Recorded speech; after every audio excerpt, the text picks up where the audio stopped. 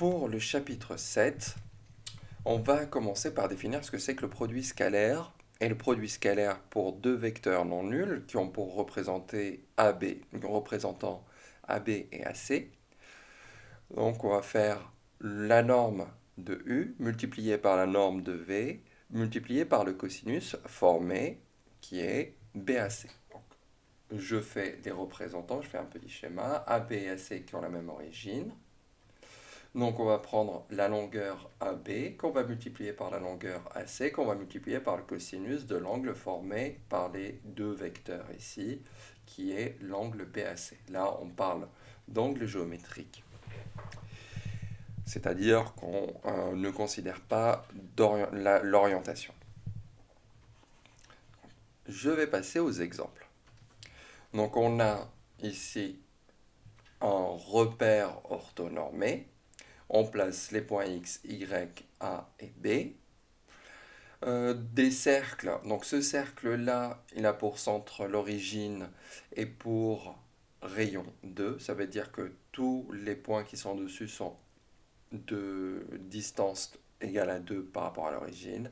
Et pour le deuxième cercle qui a pour centre O et pour rayon 3, ça veut dire que OA va valoir 3. Donc on regarde les angles.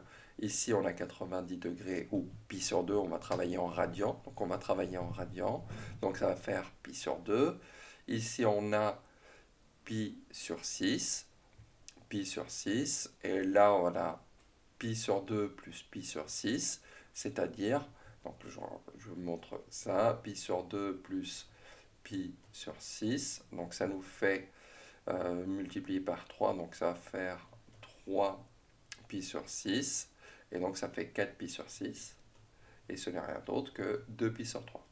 Okay, donc ça, je vais en avoir besoin tout à l'heure. Bon, je l'ai montré. Hop, maintenant, j'efface. Et on va regarder le produit scalaire. OX, sa norme c'est 1. Je multiplie par la norme de OY qui est 1. Je multiplie par le cosinus de pi sur 2. Or, le cosinus de pi sur 2, c'est 0. Donc on va faire 1 fois 1 fois 0, ce qui me donne 0. On regarde. OX, sa norme c'est 1. OA, sa norme c'est quoi? C'est 3. Je multiplie par le cosinus de l'angle formé par les deux, pi sur 6. On n'en a rien à faire de l'orientation, d'accord? On est tenté de dire moins pi sur 6, mais de toute façon, le cosinus de pi sur 6 et le cosinus de moins pi sur 6, c'est le même. Donc on va faire 3 fois le cosinus de pi sur 6, c'est racine de 3 sur 2. Donc ça me fait 3 racines de 3 sur 2. On passe au produit scalaire de OX par OB. Donc finalement, on a 1 fois la norme ici, c'est 2, fois le cosinus de pi sur 6.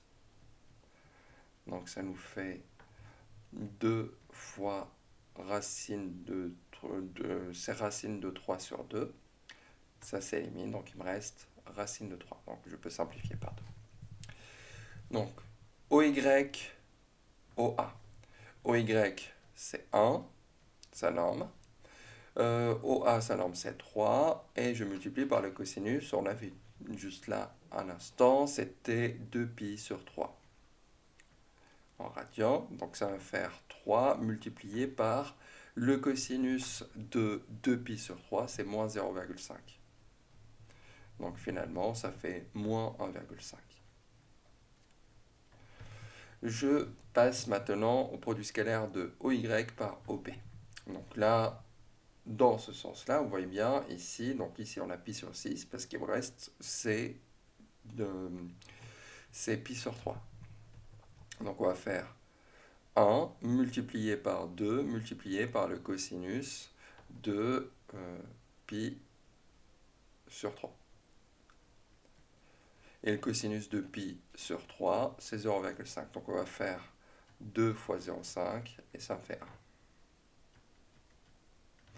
On regarde maintenant OA scalaire OB. Donc on va faire 3 multiplié par 2 multiplié par le cosinus de quoi? On va prendre le cosinus de pi sur 3. Donc on a 2 fois pi sur 6, donc en tout, j'ai 2 pi sur 6, c'est-à-dire pi sur 3. Et donc ça nous fait 6 fois 0,5, ce qui va me faire 3. Maintenant, on va faire OA, scalaire OA. Donc c'est 3 fois 3 fois le cosinus de l'angle nul. D'accord? Donc ça va me faire 3 fois 3, donc 9, multiplié par 1, ce qui me fait 9. Donc ici, on va faire 2 fois 2, multiplié par le cosinus de l'angle nul. Ça fait 4 fois 1, et ce qui me fait 4. Donc, remarque, ce que l'on voit là, on appelle ça le carré scalaire. On peut aussi le noter, le vecteur au carré, c'est égal à la norme au carré, c'est égal à la longueur du segment au carré. Voilà. Donc, on a ça, on a défini ce que c'est que le carré scalaire. On passe maintenant au cas où les vecteurs sont collinaires. Quand les vecteurs sont collinaires, c'est assez facile. Je multiplie les longueurs, mais je dois faire attention aux signes. Si ils sont dans le même sens, ça va être positif. S'ils sont de sens opposé, ça va être négatif. Donc on regarde ici, ils sont collinaires, de même sens. Donc on va multiplier les normes. On voit bien qu'ici, ça va faire 2 fois 3. Et ça me fait 6. Ici, on a deux vecteurs collinaires, mais de sens opposé. Donc on va faire moins. La longueur 2 fois 1, donc ça fait moins 2. On regarde, pareil, ce sont deux vecteurs collinaires de sens opposé. Donc on va faire moins.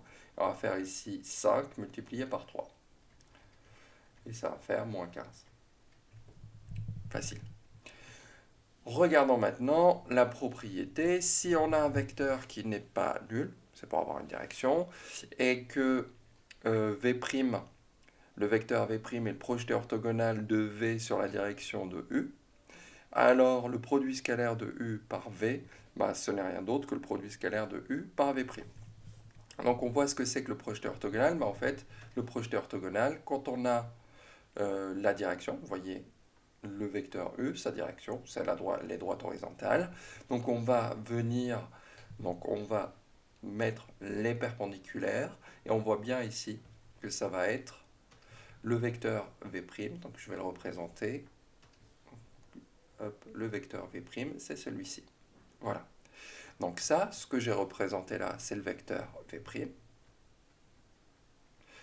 Et donc, on a donc ici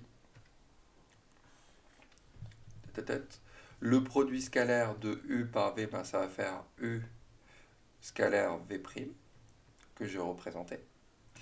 Et donc, on a deux vecteurs collinaires de même sens. Donc, on va multiplier les longueurs. Donc, on va faire 2 fois 3. Et ça me fait 6. On va représenter le projeté orthogonal de L sur la direction de K. On voit bien ici, donc on va tracer, donc hop, je vais peut-être le représenter un peu plus épais. Donc L' que voici. Donc le produit scalaire de K par L, ça va être le produit scalaire de K par L'. Comme ça, on se retrouve avec des vecteurs collinaires, mais de sens opposé. Donc ça va faire moins 2 fois 2, puisque les longueurs c'est 2 à chaque fois.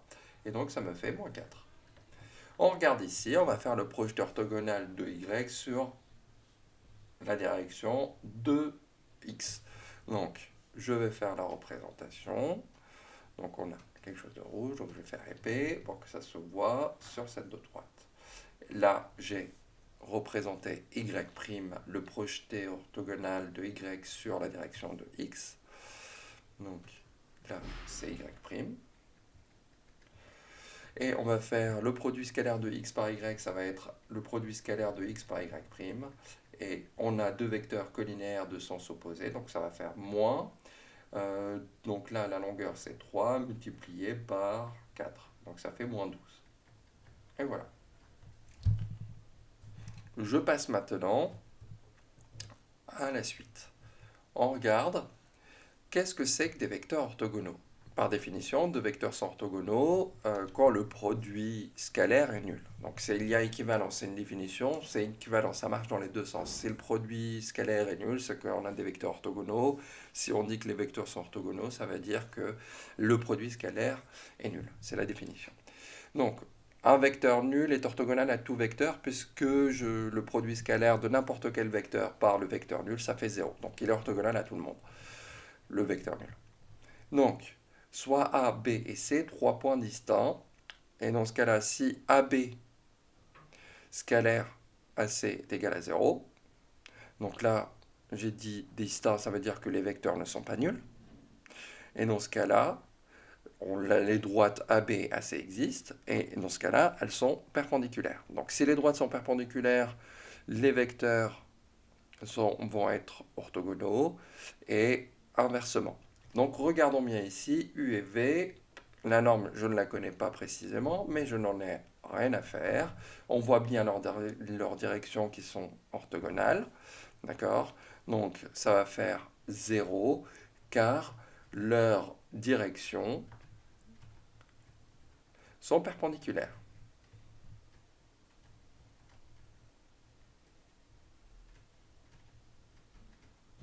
Et voilà. Je m'arrête là pour l'instant.